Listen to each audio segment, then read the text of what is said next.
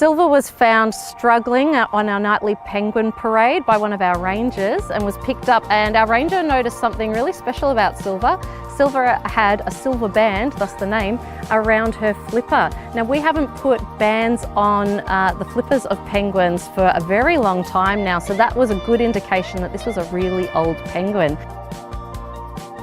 We were able to determine that Silva was over 22 years old, which is really old for a penguin. Silva's been in care with us for about 5 weeks now. Because she came in emaciated, we just needed to fatten her back up, give her lots of tasty fish, get her practicing swimming again, build back her energy stores, and then today she was ready to be released back out into the ocean. We were really pleased to release Silva today. It is just a gorgeous day for a penguin release. We opened the box, she walked on out, had a little look around, and then just scurried off into the sea and then swam away.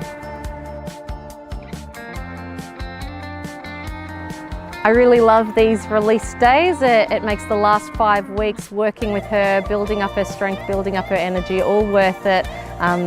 It's just a really fulfilling moment to see them get back out to the wild where they belong.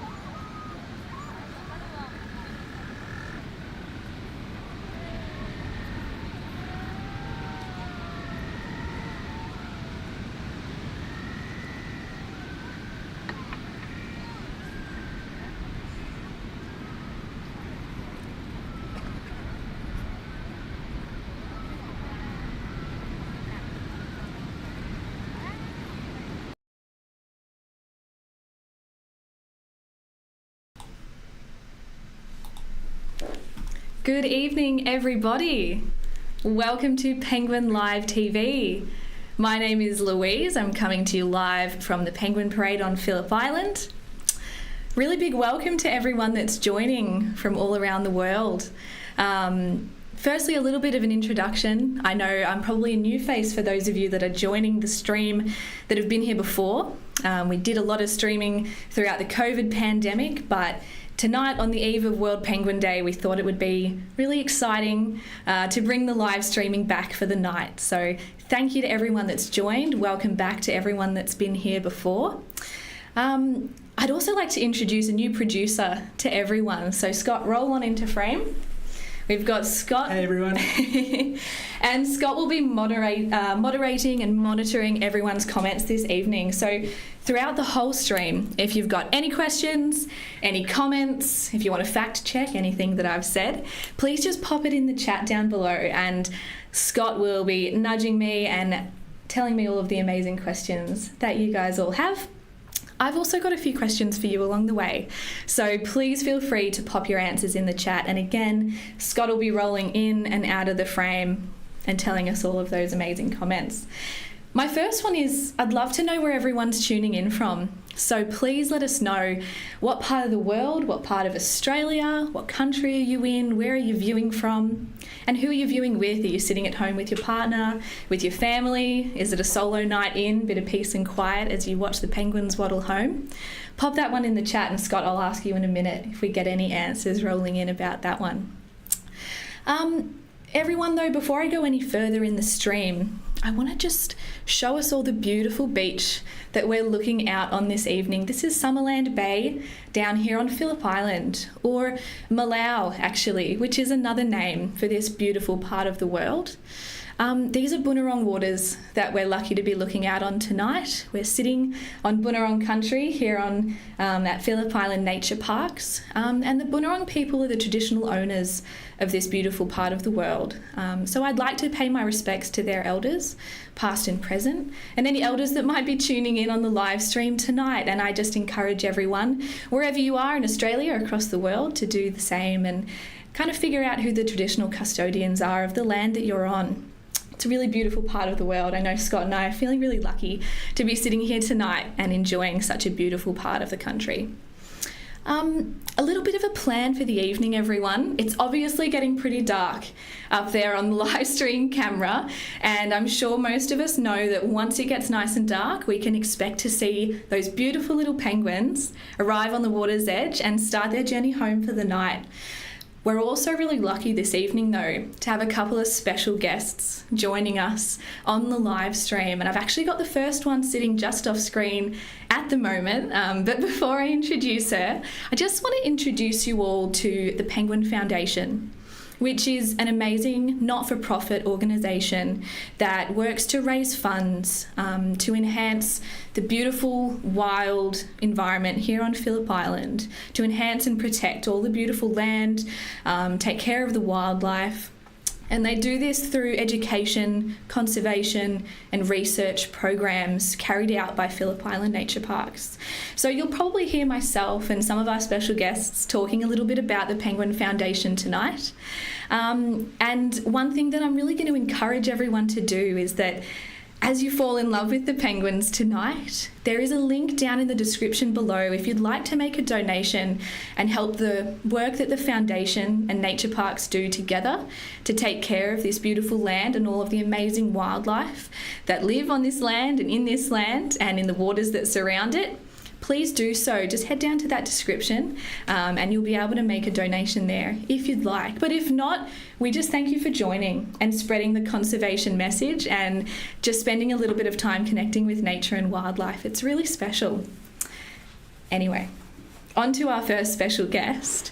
I'm going to welcome Brittany into the into the camera. Brittany works over at our Wildlife Rehabilitation Centre, and she's a senior wildlife welfare officer. So I'm a bit starstruck right now. You can tell I'm stumbling over my words. But Brittany, I know the rehab centre does so much amazing work, and I was hoping you could just give us all a bit of an overview of what it is that you do over there. Yeah, absolutely. I'd be happy to. So we rescue and rehabilitate wildlife that's native to Phillip Island or Malau, specializing in seabirds, which we can accept from off the island too.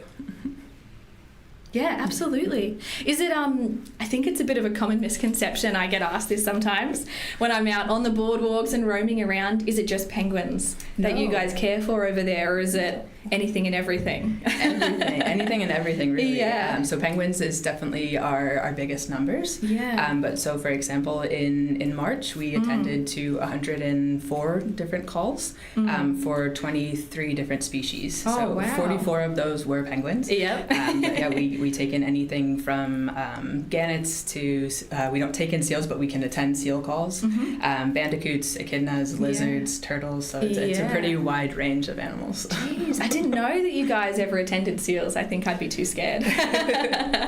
That's amazing. And I was also going to ask, because I know that the work that you and your team does over at the Rehabilitation Centre, you get a lot of support from the Penguin Foundation. Absolutely. So do you want to tell us a little bit about that? Yeah, absolutely. So we couldn't do what we do without the support from the Penguin Foundation. So we're definitely incredibly appreciative of their support and their contributions. So with their support, we are able to take care of these penguins. So over the last 5 years, we've had 442 penguins enter our Wildlife Rehabilitation Centre.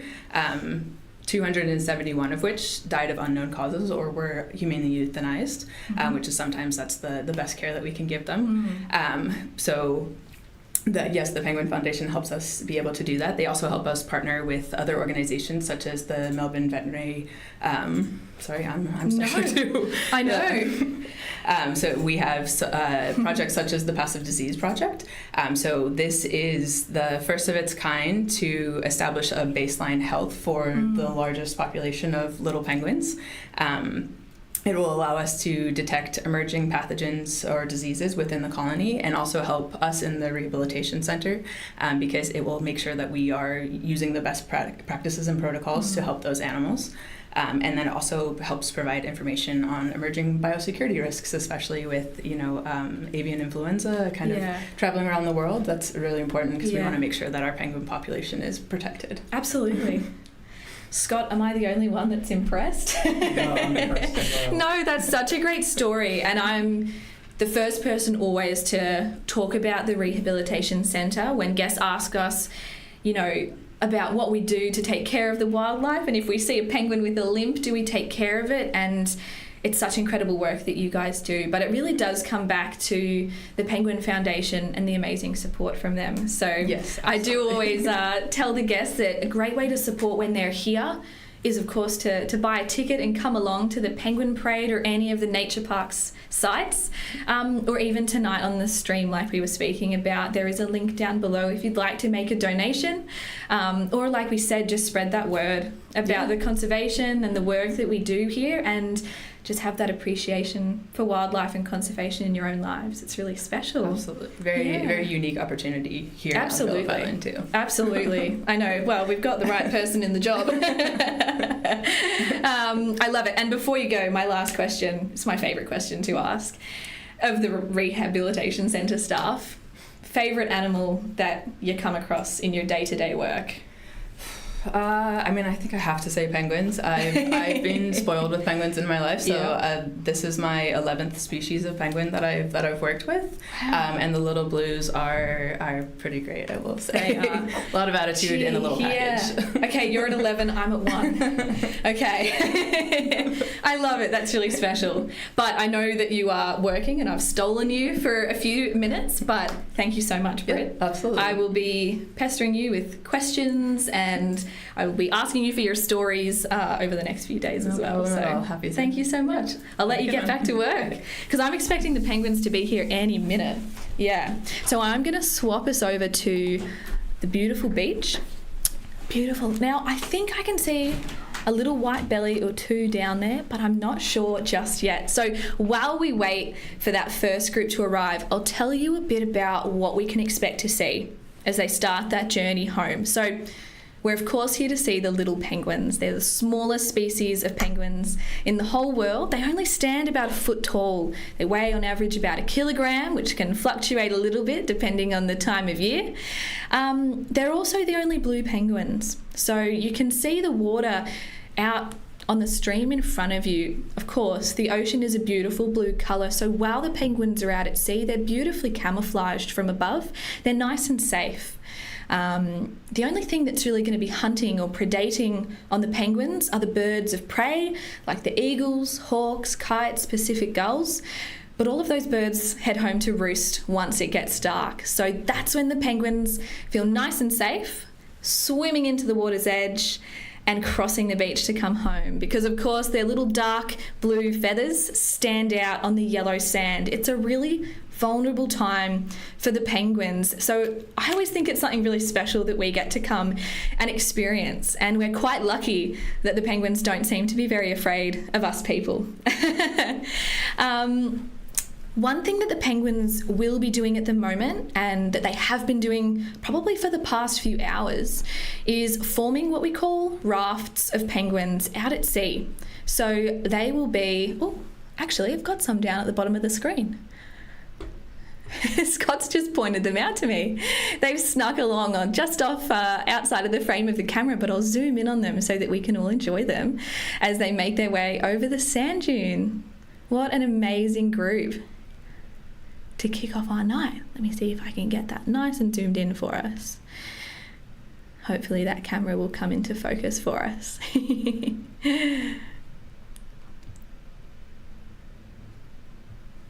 Beautiful. That's our first group that's crossed this evening, and what great numbers we've got. But like I was just saying, the penguins have been forming groups that we call rafts out at sea so that they can cross the beach together.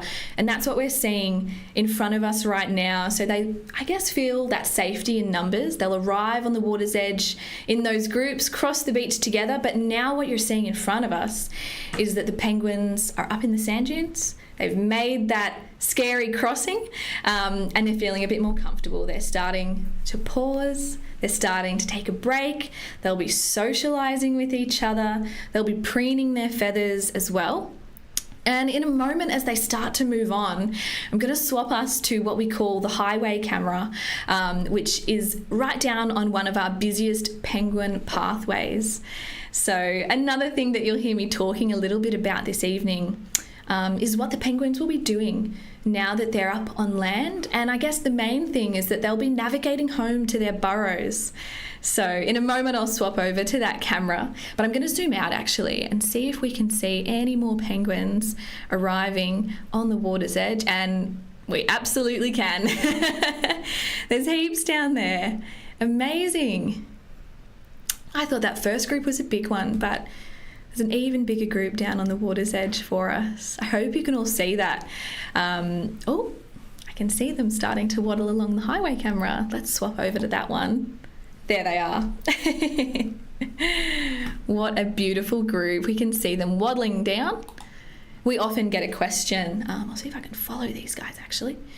What do you call a group of penguins on land? And unfortunately, the official name is a group of penguins, but affectionately we like to call them a waddle of penguins, and I'm sure you can all see why. There they go off into the distance. Oh, amazing. Have a count if you can, everybody. See how many penguins are in that first group heading down the pathway there. One thing that we do here at the parade each evening is count all of the penguins that waddle home, and already seeing these first couple of groups cross the beach, I think that we might be in for a pretty high penguin number sort of night. I'm going to swap us back over to that main camera because, yeah, we've got a few more penguins waddling their way across the beach. Beautiful. Wow. The darker it gets, I feel like the more comfortable the penguins get. They'll start spreading out a little bit more. They seem to be in a bit of a rush to get home this evening, but that's okay. We can still follow them. Anyway, I'm going to focus us back over on the water's edge so that we can have a little bit more of a talk about... Oh, I've gone too far.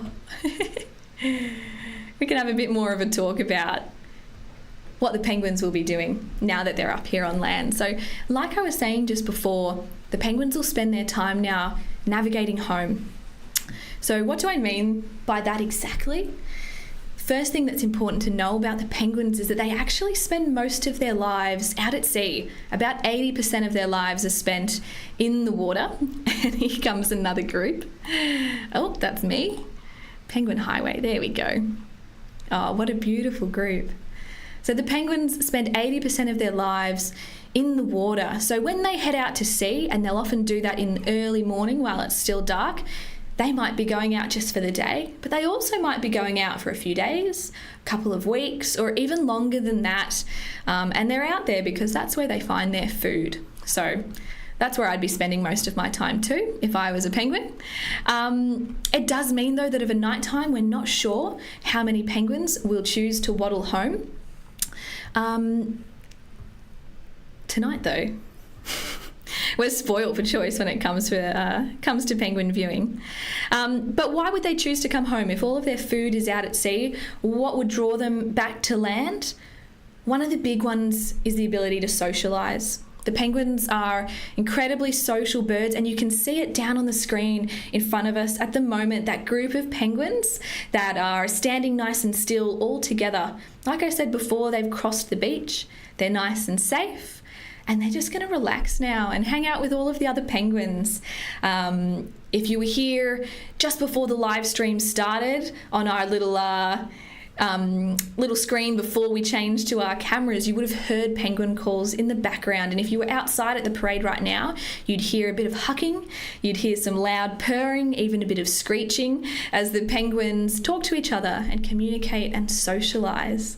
Another thing that we can see them doing down there, a bit of a social behaviour, is preening their feathers. The penguins have such beautiful feather jackets that they wear every day, about 10,000 feathers each they've got. And that many feathers takes a lot of maintenance work. So the penguins will spend a lot of time preening their feathers, using their beaks to comb through their feathers, make sure all of their feathers are beautifully aligned and perfectly waterproof. But unfortunately, the penguins have a bit of trouble reaching their faces and the backs of their heads, so they will help each other out with that part of the preening, and that's a really beautiful social behaviour that we get to see. So you can see them doing that down at the bottom of the screen. I'll see if I can zoom in a little bit on that for us. There we go.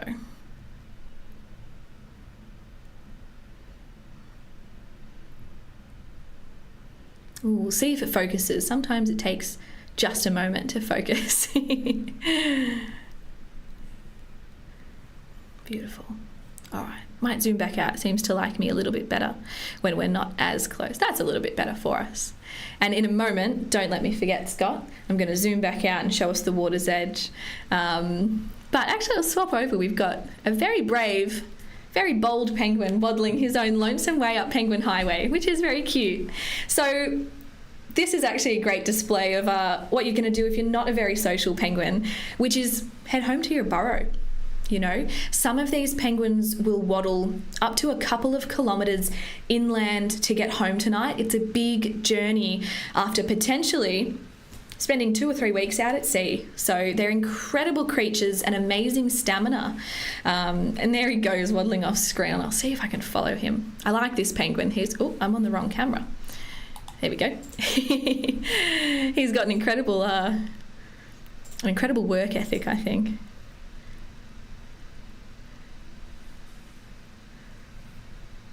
There he is, off into the distance. And he will be following what we call a penguin pathway. That's a pretty colloquial term for the route that the penguins will take back to their burrows. We notice that they like to go back to the same burrow every time, and they'll use the same pathway to get there. And we have some pretty good evidence to suggest that they're navigating just using their memories and their eyes. So they'll be using landmarks to find their way home. So maybe that's what this little one's doing at the moment. We can see him hesitating, having a bit of a look around. Maybe he's just wondering, well, all of his friends have gone. But he's very cute. Anyway, let me pop on back to our other camera and see if there's any more penguins waddling in over on the beach. Say goodbye to that little penguin. We can check in on him again a little bit later. Now, Scott, back at the start of the stream, I wanted to know where everyone was from. Did we get any responses? We did. We've got. Wheel your way in. Let me know. We had quite a diverse audience tonight. I saw quite a lot of people from Victoria. I saw a Bendigo, a Melbourne, Brisbane as well. I also saw some overseas from California and London. So quite a few people viewing. Yeah, what's the time difference over there? I'm not Some sure. people pretty crazy. gotten out of bed. It, though. Yeah. Not worth it. I'd probably get up for the penguins as well. Absolutely. Sometimes people do ask us if we get up and watch the penguins head out to sea in the morning. Not quite. A little bit too early for us to be out before the sun comes up. But they seem to be taking a bit of a break, crossing down on the beach. And that little penguin, he's waddled his way down the pathway and headed home. So let's again see if we can zoom in on these beautiful penguins that are right down in front of us. Wonderful. There we go. That's focused a little bit better for us now. I love it. Awesome. Now, guys, like I mentioned earlier in the stream, we're really lucky to have another special guest on standby, waiting to jump in the room and join us. And before I introduce her, I wanted to talk a bit about one of the most common questions that I get asked. I'm sure, Scott, you probably get it asked all the time as well, which is, do we do any research work with the penguins? And we absolutely do. I mentioned before when we were speaking about the Penguin Foundation and the amazing work that they help fund and run through nature parks programs. But we have a massive research team that works here at Nature Parks, and they really inform all of the amazing work that we do here. So I'm going to introduce now our next special guest. Come on in, Kat. Grab a seat, wheel into frame. Kat works. Yeah, you're in. Kat works in our research team. And Kat, I was just saying that one of the most frequently asked questions I get is, do we do research with the penguins? What do we do and why? So right off the bat, I'm hoping that you can just give us a bit of an overview. Sure. Tell us what you do and just, yeah. So yes, we do a lot of research with the penguins. In fact, the study of little penguins on Malau, Phillip Island, is one of the longest consecutive running scientific seabird studies in the world. So because of the long time span and the detailed data collection that we've done, it's considered a bit of a scientific treasure. Yeah. So my day-to-day work is mostly monitoring the penguins. We have around 7 different study sites across the Summerland Peninsula. I don't know where to look. Me, the camera, I know. So there's seven study sites. Mostly they consist of artificial nesting boxes because that's a lot more hands-off. With the penguins, it's easier because we can lift the lid of the burrow, whereas we do have natural sites as well, but it's a little bit more invasive because we have to wiggle them out. You're much braver than me. I don't know if I'd be brave enough to go sticking my arm into a penguin burrow because despite how cute they look, and there's so many waddling home right now, they're quite feisty little birds. They are cute, and they are feisty, and I think we all have scars from them. But it's funny, they have their own little personalities as well. Like there's a couple of burrows that I always have to take a deep breath before I go in because I know that they're particularly grumpy penguins. But so we monitor. Some of them we do just check fortnightly, and then we have other sites that we check during the breeding season, and we check them 3 times a week. And that obviously gives us a lot more data and what's going on. And the main things that we do, all of the penguins, we try and microchip all of the penguins in the study sites, which is just a tiny, tiny little chip, the same as you would use for a dog or a cat, and it has a unique identifier code. So we don't name the penguins, but we do give them numbers. I name them all. Some people name them. Some people name them. So we can scan their microchip so that we know who's home together, because we monitor the breeding most of all. The breeding success is the greatest way that we can monitor the ongoing sort of health of the colony and the population. We also take weights while we're there. If we're getting a penguin out, then we'll take a weight. And we also have our weighbridges, which are a huge part of our research that we use here.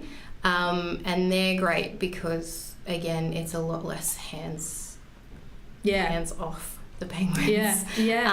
Because they're like an automated monitoring system. So when the penguins walk over those, it scans their microchip. And it takes a weight. So that gives us heaps of information on like how long they've been out at sea, how much fish they've caught while they're out at sea, and then we also have a study site behind the weighbridge. So if we put all of that data together, then it gives us a really good look at the big picture.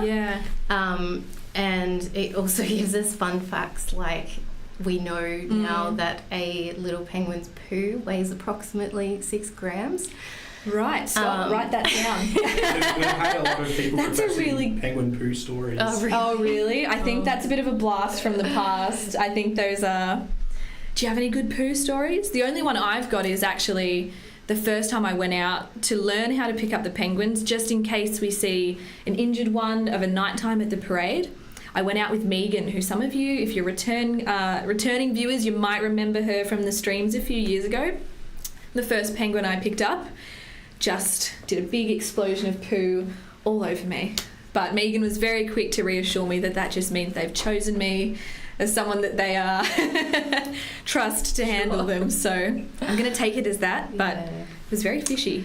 I can't think of any particular poo stories. I'll spare you. I feel like we have like a little corner of the office that people tend to stay away from when we've been doing our field work, because it is a bit stinky. It's kind of impossible, and like it gets in your fingernails, and like you can be at home like later and you'll go to eat something and be like, and you've washed your hands. We wash our hands. We all wash our hands a lot. But there's just something about the stench of it that really sticks. We are getting a very intimate insight into the life of a researcher. I love it.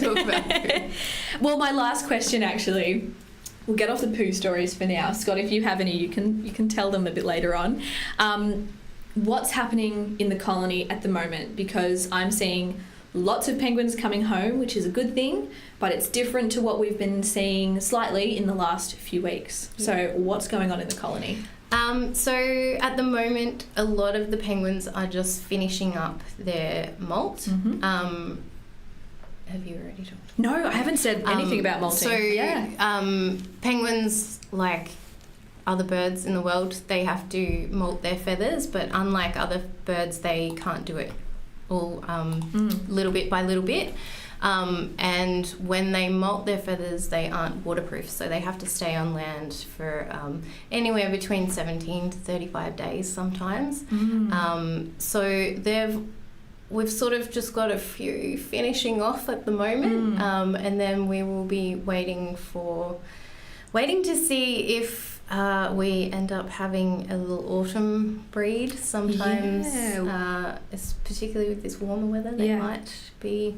Did we see that last year? Yeah. I remember. Last year they actually, the autumn breed just sort of went into an it seemed like breeding season. Chicks followed by chicks followed by chicks, which is they're so cute. So absolutely.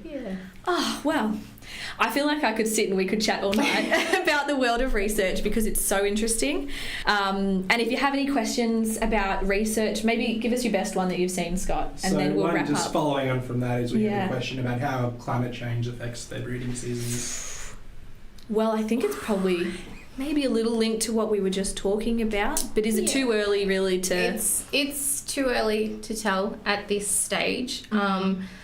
All the research that we do is trying to guide our conservation efforts. Penguins are a key indicator species for the ocean, so one of the things about monitoring them as much as we do is keeping an eye on what's going on in the ocean as well. And we're just trying to get as much information as we can to protect the penguins and also to protect their ecosystem, and hopefully that will absolutely on and it's such important work that you're doing, and I know I keep harping on about the Penguin Foundation, but it just wouldn't be possible without them. So again, everyone, that link is in the description down below. If you want to make a donation, you can adopt a penguin if you'd like to. It's a really special way to make a bit of a contribution. Hopefully, I've been jumping around on the cameras up here. Hopefully you're falling in love with him just a little bit, just enough to make a donation in their name maybe. But Kat, thank you so much. I'm going to let you go. Enjoy the penguins, yeah. everyone. Shout out to my daughters. Thanks so much, Kat. Amazing. Same as Brittany, I'm going to be pestering you with breeding questions, molting questions. Speaking of questions though, Scott, I've been neglecting the chat, so please let's do a round of questions. Everyone, if you have any, pop them in the chat and I'll do my best to answer them. And even if I can't, I'm sure Scott will be able to. So please, Scott, take it away. So one question I saw a bit earlier was, what is an average lifespan for a penguin? Because we saw that video with Silvia just before, who I think was in her early 20s to mid-20s from memory. Born the same year as me. So I know, she's got me feeling quite old because everyone was saying how old she was. But yeah, it's a great question. And I actually find the average life expectancy of a penguin to be a really tricky one to talk about because the average isn't always a super...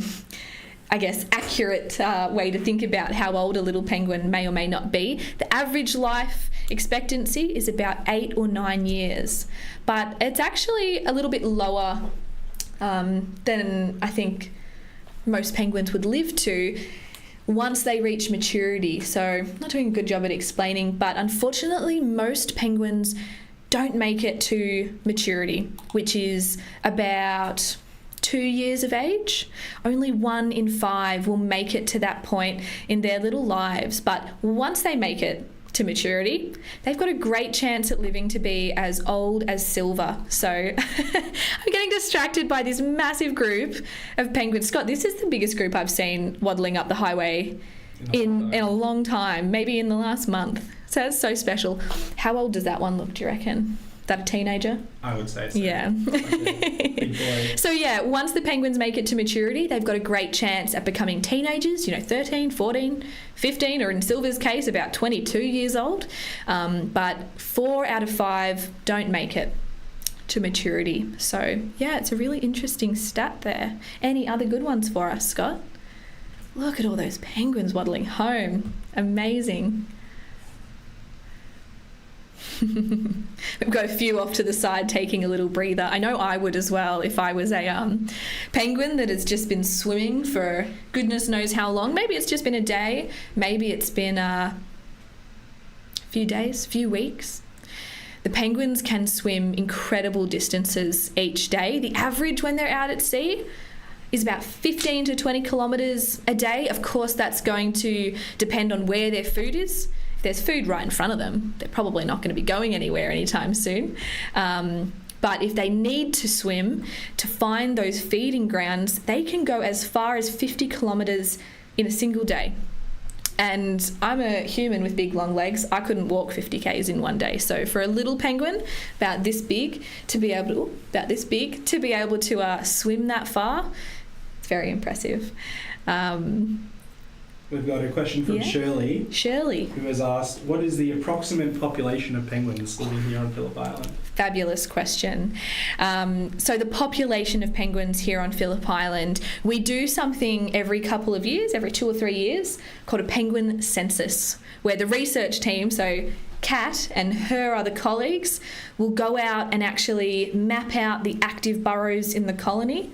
And I'm not sure exactly how they do it. I'm not a researcher, but they give us a really accurate estimate about the population. So at the moment, I believe it's about 38,000 penguins. And of course, it's not exactly that number. It fluctuates a little bit.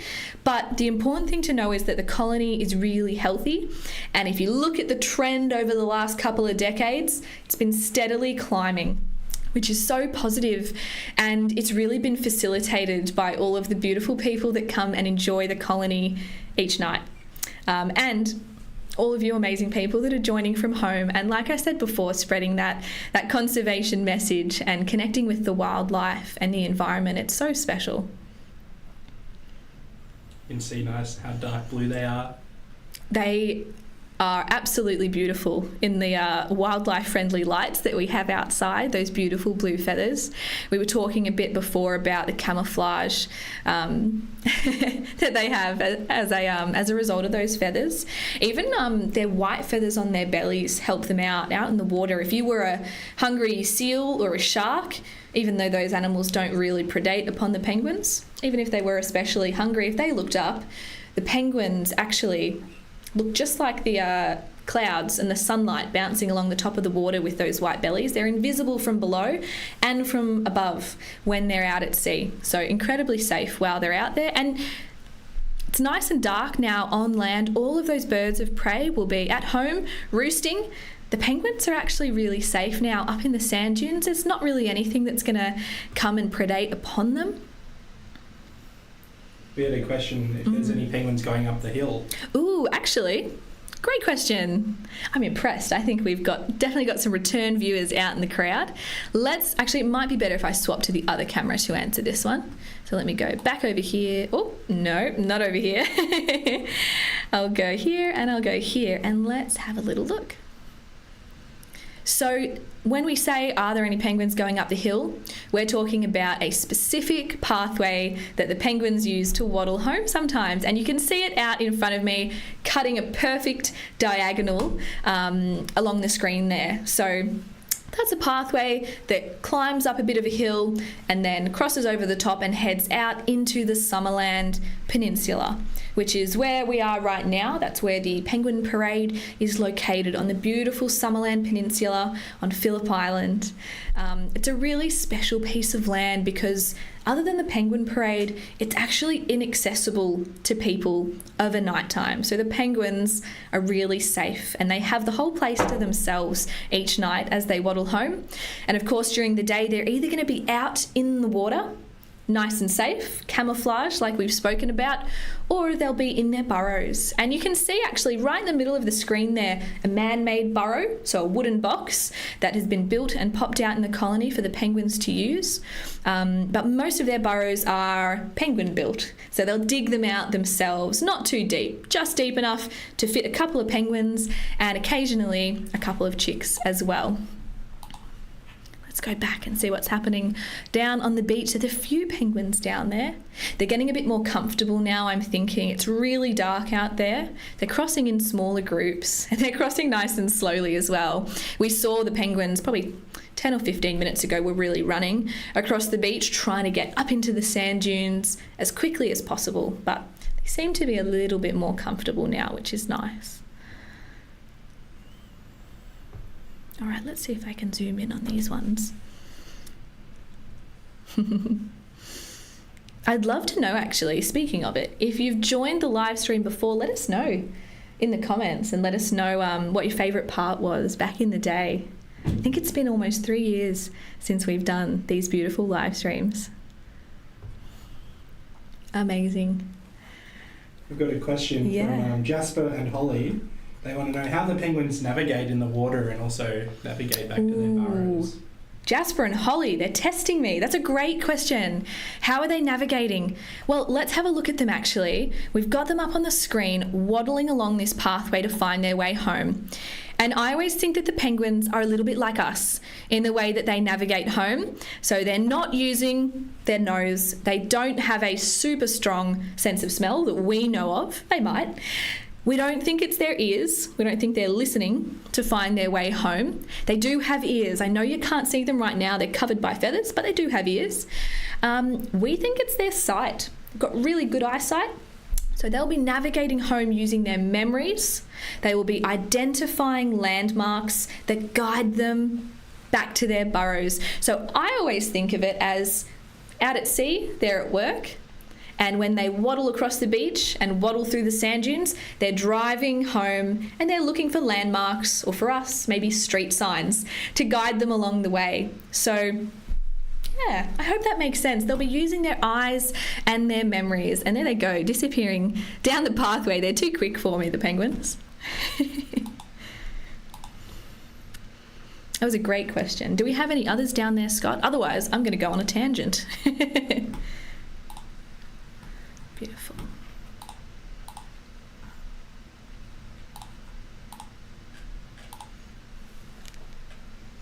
He's searching through the chat. But if you do have questions, please pop them in the chat down below, because we will do our best to get to them. Have a look on the screen, actually, on the left-hand side. There's another group of penguins waddling their way across the beach. There's actually quite a bit of seaweed that's washed up down there on the beach this evening, which, you know, some people might think the penguins don't like, but I actually love when the beach is full of seaweed, because we get to see the penguins doing a little bit of climbing. And they're great climbers. They can actually climb up quite steep hills to navigate their way home. They can jump about half their body height, which I definitely can't do. So for a little penguin whose knees are actually fused in place, they can't really bend and flex their knees very well, to be able to jump half their body height, they're very strong little birds. James wants to know how the penguins form groups and if they're friends. James, that is a wonderful question. I'll start it off by saying I like to think that they're friends, but really, when they're forming those groups to arrive on the water's edge and waddle across the beach, I feel like it's business time for the penguins. So when they're out at sea, and we know that they spend about 80% of their lives out there, they'll be alone, actually, hunting solo. They don't hunt in groups. I'm just going to see if I can go back to that hill camera. I think we got a couple going up the hill that we can watch for a moment. So yeah, they're solo while they're out at sea, and they can be out there for a few days, a few weeks, depends on the penguin.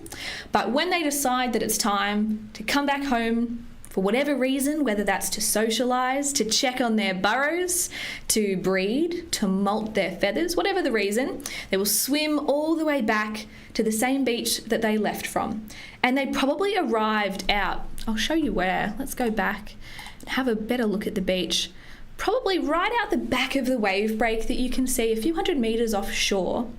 And they would have arrived alone, and then they would have started to run into all of the other penguins, and they would have been talking to each other. I know there's been a little bit of hucking in the group chat, but the penguins, as they form their rafts, which we spoke about earlier, and arrive on the water's edge, they'll be hucking to each other. Sounds a bit like huck, huck, huck, huck. Do you want to give us an impression? No, that's pretty good. Thank you. So they'll be hucking to each other, and they'll be forming groups at the back of the wave break. So they do that nice and early. They'll hang out in their rafts until they decide it's time to swim in through the waves, do a bit of bodyboarding, and then arrive on the water's edge. So the important thing to know about the penguins and the way that they form rafts is that we call it a raft because they are all floating on the surface of the water with their heads out. So floating there in a tight little group right on the surface, they look like a raft. That's where they get their name from. That means that they all have a great line of sight. They can see the beach. They can see their landmarks to navigate. They can all hear each other as well. They're all watching the sky and waiting for it to get nice and dark. And they're probably also watching for threats. Any big birds up above, that might put the penguins off and might make them delay by a few more minutes before they brave the beach crossing.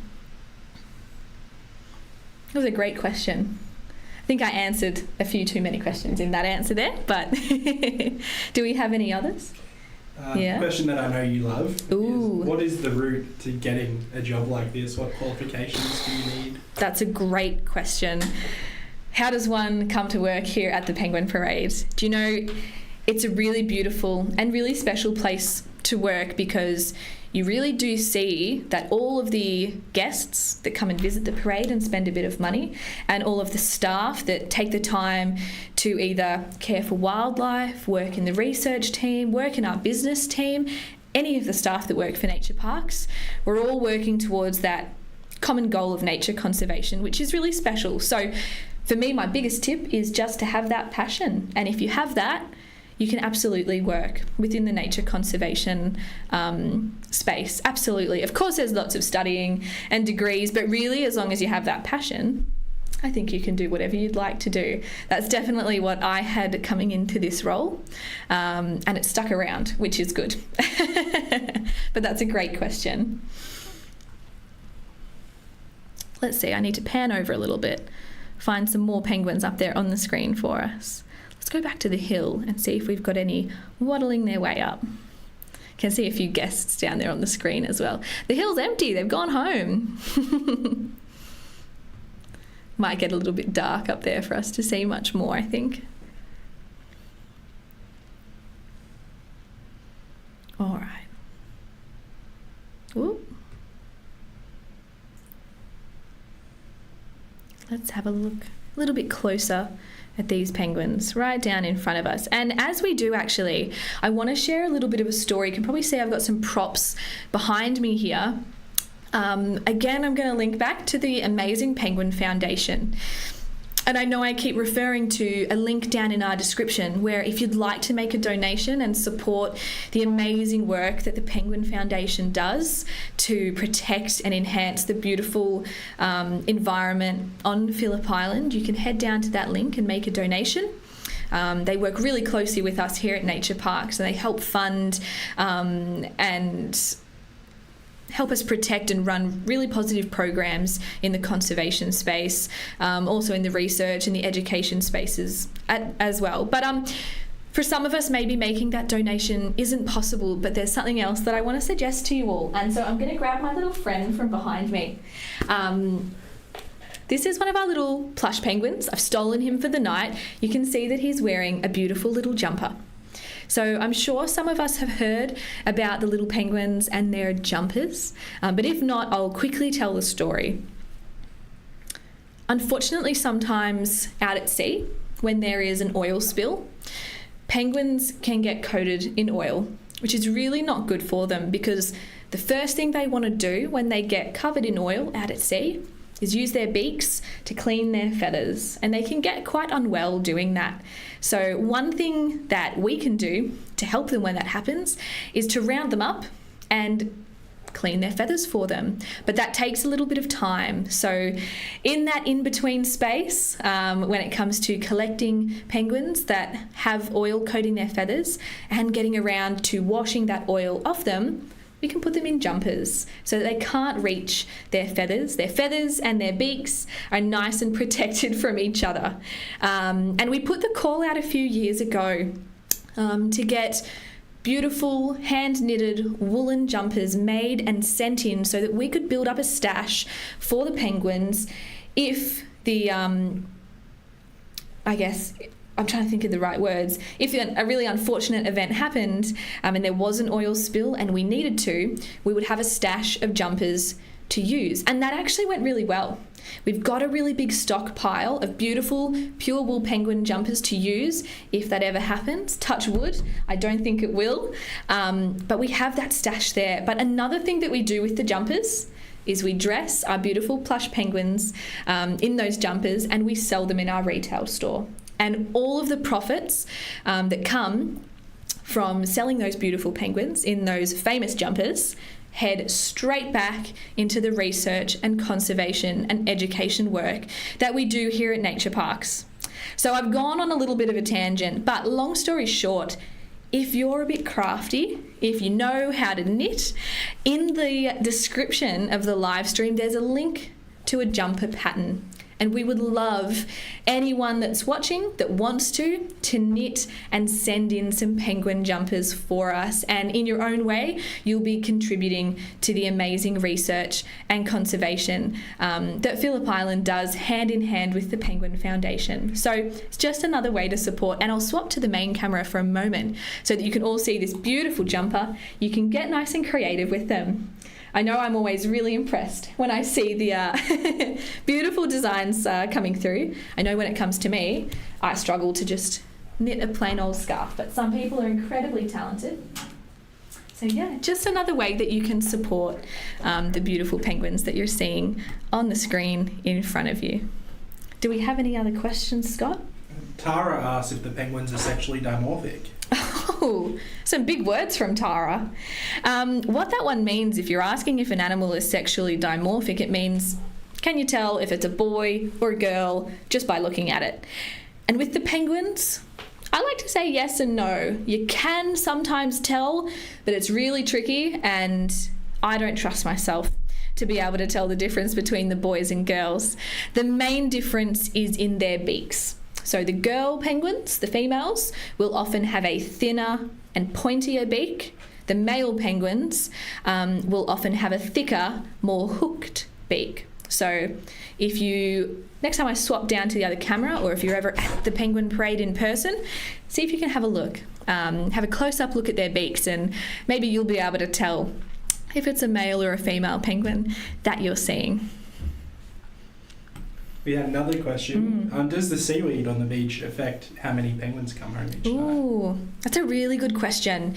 Does the seaweed on the beach affect how many penguins come home? Look, tonight, I'd probably say no. This is not a lot of seaweed down on the beach. You can see the penguins are doing a great job navigating that seaweed, but sometimes we get an incredibly big, deep wall of seaweed down on the beach, and if the penguins can't find a pathway through it, it can absolutely impact how many come home. On those nights, though, I imagine they do come and arrive on the water's edge, and then they reach a little bit of an impasse. Sometimes we see that they get delayed, a little bit disoriented, if there is a lot of seaweed or if the beach has changed a lot since they've last been home. Because they're relying on their memories and their landmarks to guide them home, sometimes if the seaweed is washed up on the beach, or if the sand is washed away and the rocks are exposed, sometimes it can maybe disorient the penguins a little bit. But have a look at these penguins right here. They look nice and confident to me. And for our hill fans, have a look in the background of this shot. You can see the penguins running up the side of the hill. Let's follow this group as they waddle around. Geez, look at that one in the middle. He's doing a bit of a dance.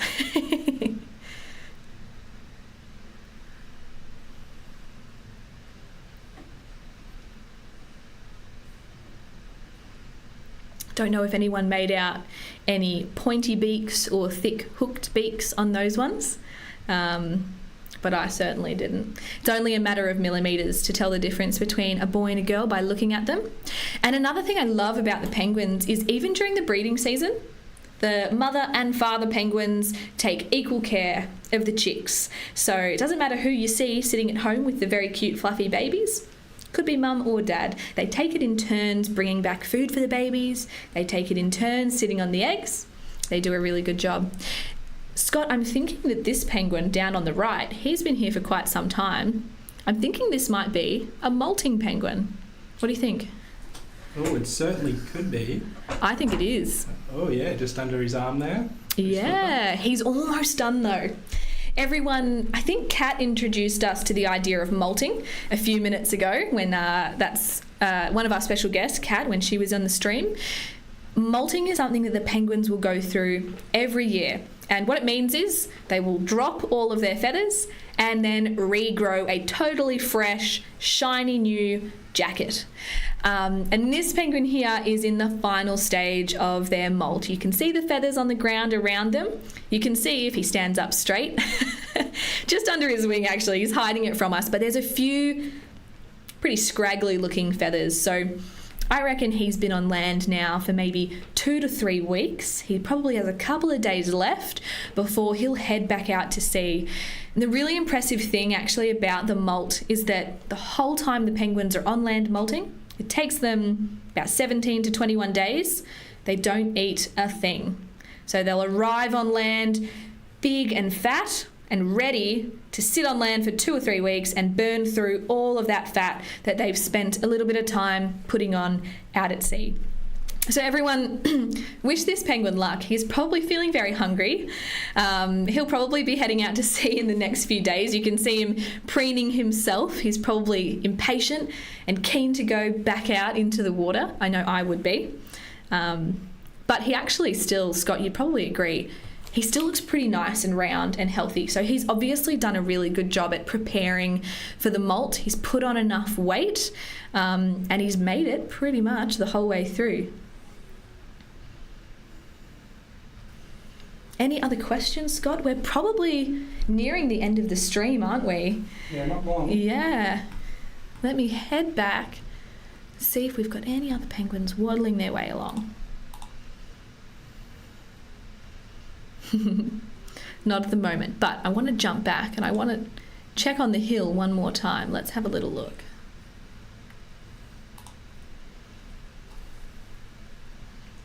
So we've got a question from Luke, Mm-hmm. who wants to know how long the penguins can stay out of the water for. I know you just... briefly That's a touched great on no. it. It's a great question. How long can the penguins stay out of the water on land for? And anytime I answer questions about the penguins, I always say usually, maybe, sometimes, we think, because it's never a rock solid answer that applies to every penguin all the time. Did anyone see that little penguin just fall down the hill on the left? Poor little thing. They're going for a bit of a jump over there. Oh, geez. So the penguins usually, when they come back to land, they can stay for just one night if they have no reason to spend extra time on land. But sometimes, if they're big and fat and healthy, they might choose to spend a day or two in their burrows, a little bit of a vacation from the water. But really, they've got no food on land, and the penguins need to eat a lot of food each day just to survive. So they probably wouldn't look to spend extended amounts of time on land if they didn't have to. It's better use of their time to head back out to sea and hunt. They need to eat actually about a quarter at least of their body weight each day just to survive, which doesn't actually sound like too much when you think of a little penguin. But if you think about your own body weight and what a quarter of that is, and imagine eating that much food every single day, sounds like a lot of work. There we go, a few penguins up the hill. And a few actually that look like they might have arrived home to their burrow, that little man-made burrow that we were looking at just before. I wonder if Kat knows these penguins. Probably, yeah. They are in a study site in this little burrow. House number up there. Yeah.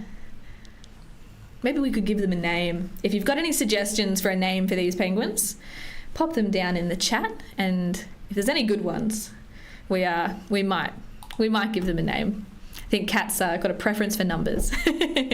Oh, I'm on the wrong camera. Let me see if I can catch up to a couple of penguins that just waddled past.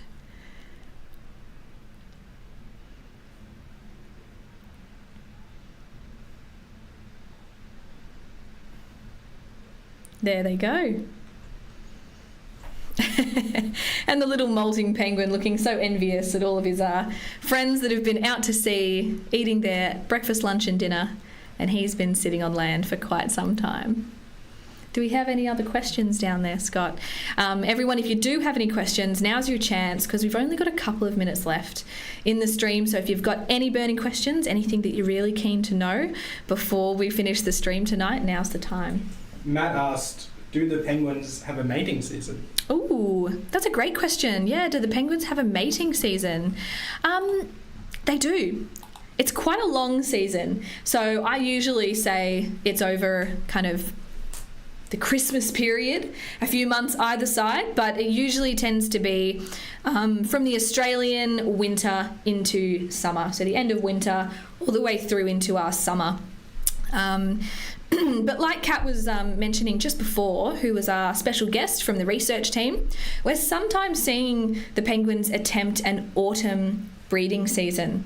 And last year, 2024, the autumn breeding season kind of rolled all the way through. I'm going to swap cameras while I talk.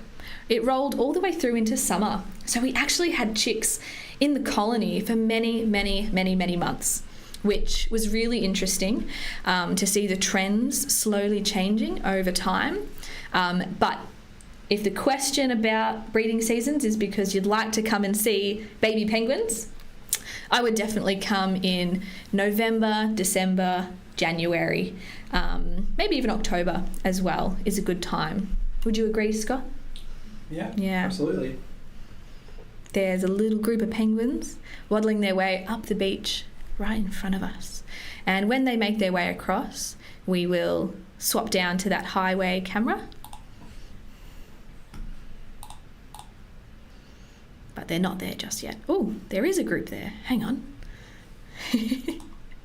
There they go. How much time have we got left, Scott? Just a couple of minutes. Couple of minutes. A few more questions. Absolutely, you wait for a few more to come through. Absolutely. Let's follow these penguins while we wait.